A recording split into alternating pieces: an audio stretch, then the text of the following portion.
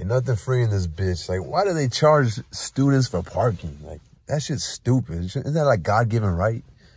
Like, isn't it a God-given right that you should be able to park where the fuck you want? Like, what the fuck? The only Aryan I am, not a fucking vegetarian, not a white Aryan, not a fucking... The only Aryan I am is a super humanitarian, motherfucker.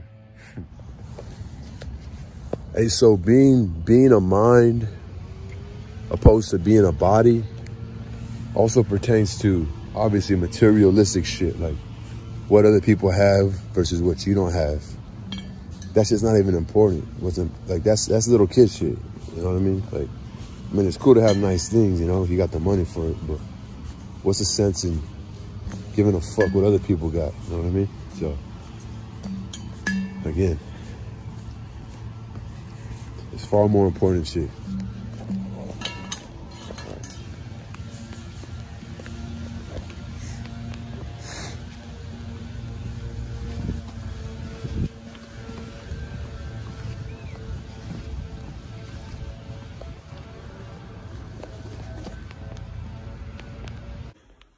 Where's the rice program? So, my friend Stephanie. Bye, Steph. I wanted to do that last time I came. When I was walking away, like, fuck. If you're a YouTuber, you gotta be a YouTuber all the time. Green heart. All right, guys. Bye. Hey, later, bro. What's your name? Pancho. Pancho. Yeah. Later, man. Pancho Villa. There you go. This is the Dreamers Resource Center. Man, I can't get it. Come on, buddy. Man, I can't even get it. You need to figure out programs, bro. You need to figure out programs. I have a meeting right now. EOPS. Let's see what's cracking.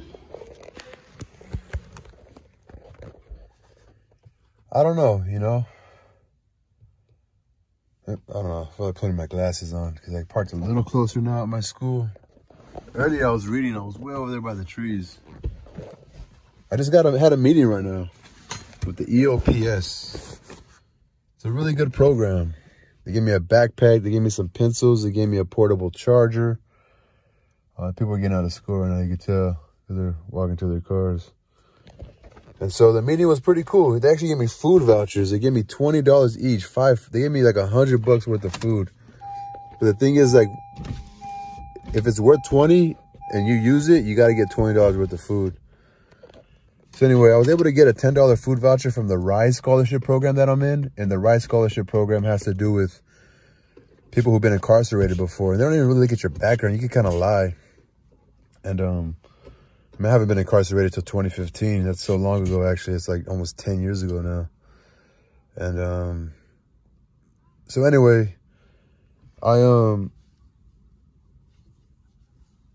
part of the program, and they gave me, last week, they gave me a $10 voucher. I think I had it on my fucking vlog recently. And so I went, today's a new week, right? So I was like, anyway, my autistic homie, fucking Ivan, he likes to study after class and he likes to have people around. And that's what I really like about him, because he's more assertive at that than me. And like, because of him, I befriended other people. But anyway, Ivan was like, he's like, oh, want to go have lunch? I'm like, this motherfucker got no money. Like, I want some fries. And he didn't ask me for them, but I could just know. It's funny, every day his mom makes him like these breakfast burritos, but he never wants to share with me. I'm like, bro, can I get one? Like, oh, no, my mom, no, I'm going to eat it. I love that guy. He's super cool, though, Ivan. I'm going to get him on my vlog tomorrow. He's super fucking cool. I was like, I'm going to go get a voucher. I'm going to see if they're going to give me a voucher again. He's like, I'll go with you. I'll get a voucher, but he's autistic, so he thought he could get a voucher. It's fucked up. There's no programs for autistic people to get vouchers. It kind of sucks, right? I even asked a lady right now, my EOPS counselor that I've seen. I told her I have a friend named Ivan that he's autistic. And anyway, so we had a good talk, her and I. And so they ended up giving him a $10 voucher. Ivan got some fries. I got some fries. And he was able to get like the Oreos, but they're like a cake Oreo, like 2 Oreos, but kind of like a soft Oreo cake.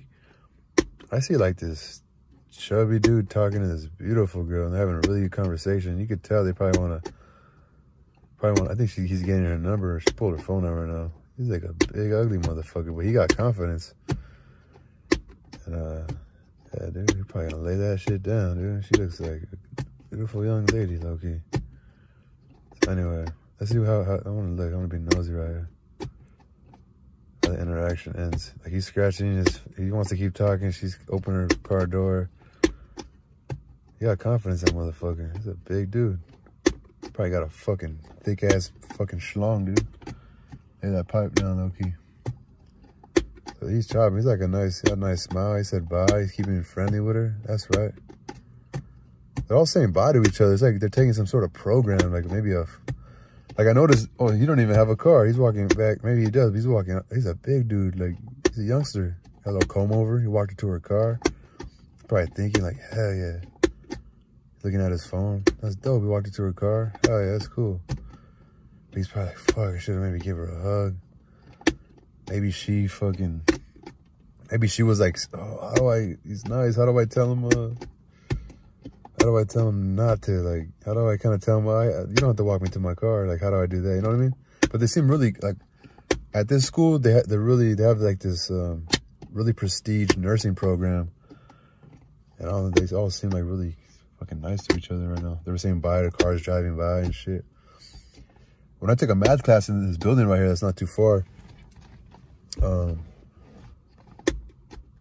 the class next to our math class was the nursing teacher. And dude, she had her whole class like interactive. They were always laughing and like super, like, I don't know, it was just like a super interactive class. I even told the teacher, you're a cool teacher. I always hear you through the next class. And anyway, so I don't know. I was over here fucking play by play. So anyway, what are they talking about? Oh, so then I ended up buying us some fries or whatever with the vouchers, and my friend Ivan, he's really cool. So it's EOP, you know, they gave me 5 $20 vouchers, dudes, and they gave me this backpack right here, and some like paper and a little board, which is super cool. And they gave me a portable charger, and yeah, a little water bottle. It's fucking sick. And I don't know, it's really cool. They're gonna give me a book voucher, so I can get my books for free. When I graduate, they give me a cap and gown.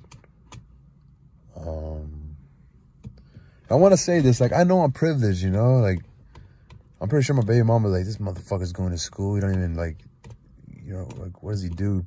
Fucking spends his money on books. Like, this motherfucker, like, vlogs, going out to bars. He don't even take care of his fucking kid. Like, women, a good mother's, I don't know. This is not something that if I could go back in time, I would go back and I would want to have a family, you know. I'd want to be a man that's able to go home, you know. I was talking to my friend John right now. Like, I know I'm fucking blessed to be able to, like, I'm walking to this car, you know. I just got a car. I'm looking at it. Like, again, this is my baby mama's old car. This is my mom's original car. And my baby mom, I think she either gave it back or sold it back to my folks. And they sold it to me recently when my stepdad got a truck. I know I'm privileged, you know. I know I'm fucking privileged. I'm even privileged just to make music. I'm privileged to have a job in America. I'm privileged to be alive, you know. Like, the way I am, like, a overly sexualized individual, a fucking, I don't know, an aggressive motherfucker, like, who is isolated. Like, there's probably some countries, like in Russia, I don't think you could be an isolator unless you're going to live, like, in the rural. But even those rural people have families, like a wife and kids. Like, you couldn't be isolated in, like, your folks' place, like, in another country. But we would be different. You know, we'd have different morals and values and ethics and beliefs. And we'd be raised totally different, you know. This is just the effect of growing up in a free society like this and over-sexualized on the media, etc. But I understand that I'm fortunate, you know. I got my cousin JJ, who has no family, had to move to Missouri, you know. I'm living with, like, a friend of his. I'm sure he has hard times. I'm sure he's had lonely moments, you know. Like, you know, I have my lonely moments too, you know. Like, the other day I was getting up slow, you know. Another thing is, like, having this car, I'm like, I can't really afford it, but was too good to pass up, you know, my PTSD from other cars that I fucked over, or, you know, like I was telling my friend John, I was talking to him before this, but the service kind of sucks up here. I told him growing up, and when people had shit like nice cars, had homes, and I understand now why it was.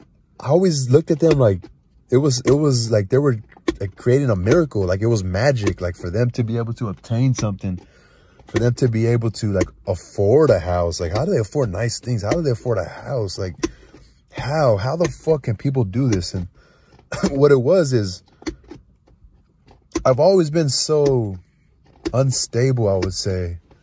And I'm not comparing myself to people on drugs out on the fucking street, you know? The people on drugs out on the street, you know, people who have died on drugs.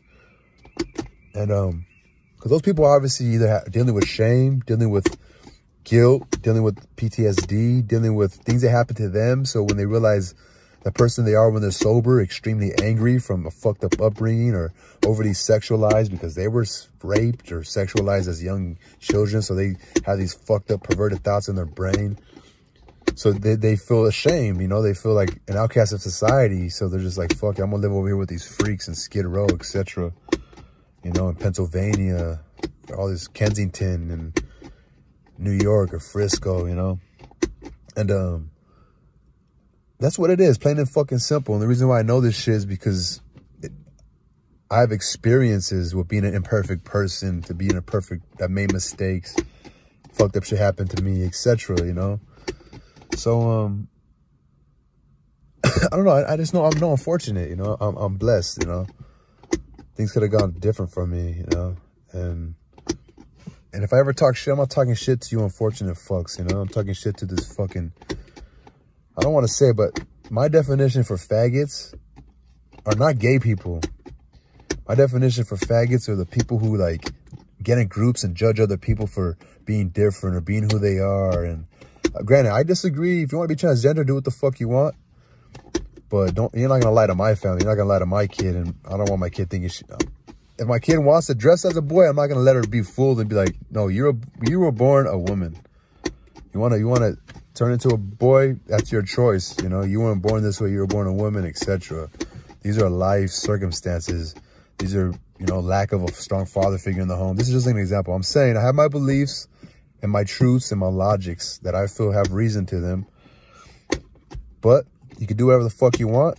Just don't fuck with me and fuck with people I love. Do what you want. But what I'm saying is, I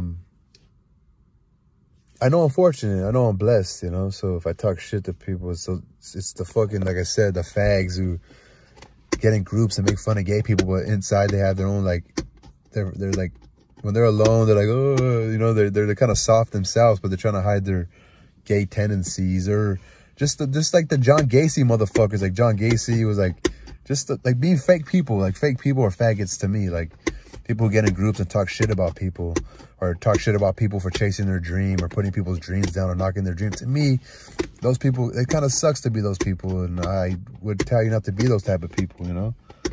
And anyway, so yeah, I just know I'm fortunate. I'm fortunate to have like, it could have gone different. Like my mom never found my stepdad, you know? And I'm talking about the type of person my stepdad is. It's like, trust me, he's had to put up so much with my mom. And I'm still, it's like almost a miracle how they are still even together in a sense. Like it would only work because he is who he is, you know? Like my mom could have easily, she would have found somebody else. It would not have worked, man.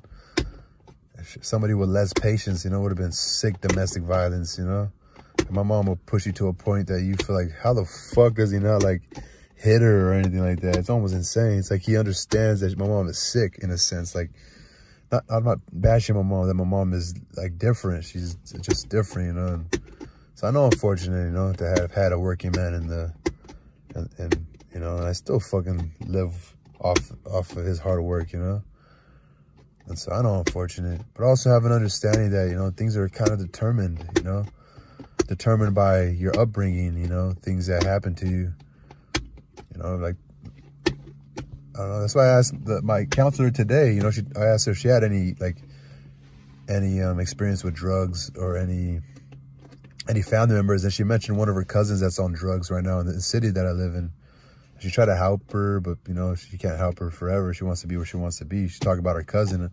I said, do you know how much, like I told her the idea of, like, obtaining shit. I never felt like I could obtain anything because I felt like I would give up, you know. I would, like, because of who I was, I would run away, you know. I'd have PTSD and fight or flight, you know. And so that's what it was.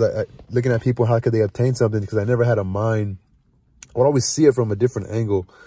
It's like...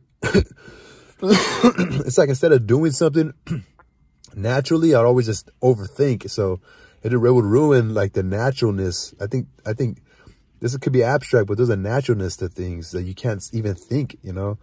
Like I was talking to my buddy John right now, like, dude, there's people that are super successful and are finding success, you know, people love them throughout the world and social media, etc. It's like they probably aren't even aware or super conscious of how it's happening, because I think if you overthink something, it just won't never happen. It won't ever come out how you want it to, because it just doesn't work that way. It had to be natural. It had to be who you are. Like there was no way you'd be anything else. You know what I'm saying? Like, so yeah, it's interesting. It's an interesting thing. And I think that was me when it came to obtaining a home. Or it wasn't that I was second guessing myself. It was just like, it felt like too much effort. Like I would have to be trying so hard to obtain these things, as opposed to it just being natural, being around people, finding joy and doing what I enjoy.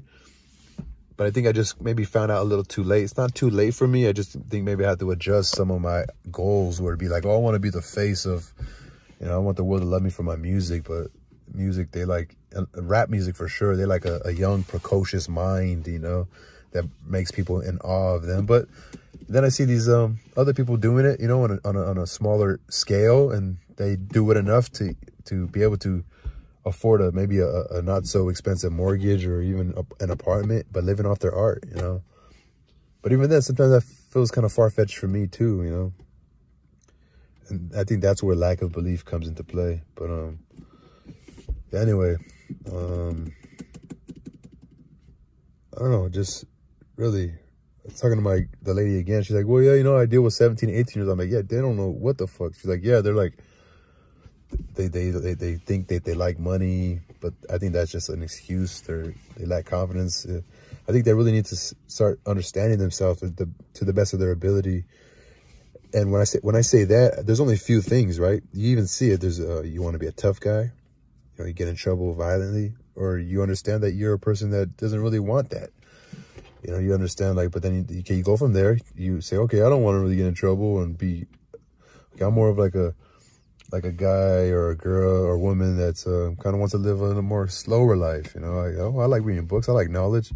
Okay, so then you go there, or you just understand. You understand yourself little by little by kind of eliminating other things, and little by little you figure it out. Oh, I kind of like to be fit, or I feel like I could have an opinion, or, well, I'm cool with just a simple life, or I kind of like animals, or I like nature. Matter of fact, no, I like watching TV. I like TV. I like, oh, okay, then you go like, oh, okay, am I a person that's ready to settle down? Oh, no, then you kind of know, like, how you approach something. Okay, I kind of am interested in that person, but I want to take it slow because I don't think I'm ready to slow down yet. You save yourself from heartache, and you save yourself from creating a guilty conscience within yourself. And you're either going to be fearless, or you're going to be full of fear. And you got to know where you come from. You got to know who you are. You got to know what makes you tick and what causes you to make certain decisions. The best that you can, you know, and do your best to control your emotions. But there's also importances. There's also importances when it comes to, like, well, I find it important to have a balanced body with a balanced mind. I find it important to, you know, you also create a faith. You know, it's okay to believe in a God, but God wants you. Don't think, oh, God wants me to be poor, or God doesn't want me to see the world, you know. So I believe in a God, but I'm also, be realistic with yourself. I'm also not sure. I think it's important to create your own beliefs as opposed to just following the beliefs of your family. Honestly, create your own relationship with God, you know. But don't just be stuck in a rut. You know, get up and be proactive, and, you know, choose to go for that walk. Get outside and get some fresh air, you know. Go back to the basics of breath.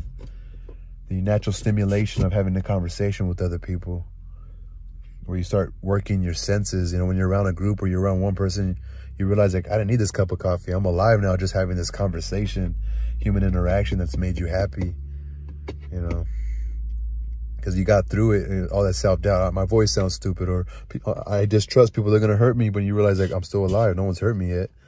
And you're like, yeah, I could do this. It's pretty cool, man. I could fit in. I could share my ideas, and I could let others share their ideas, and know, you know, we might be different, but, you know, we still have respect, self-respect for ourselves, respect for nature, respect for the next individual, etc. So anyway, what the fuck do I know?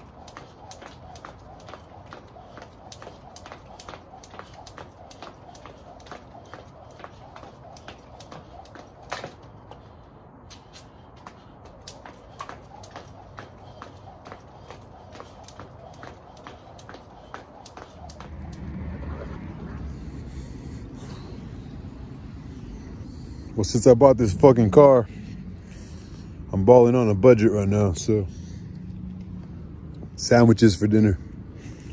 I always eat sandwiches, so nothing's fucking changed.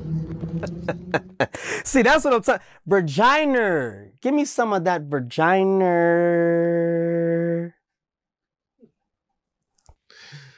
Okay, so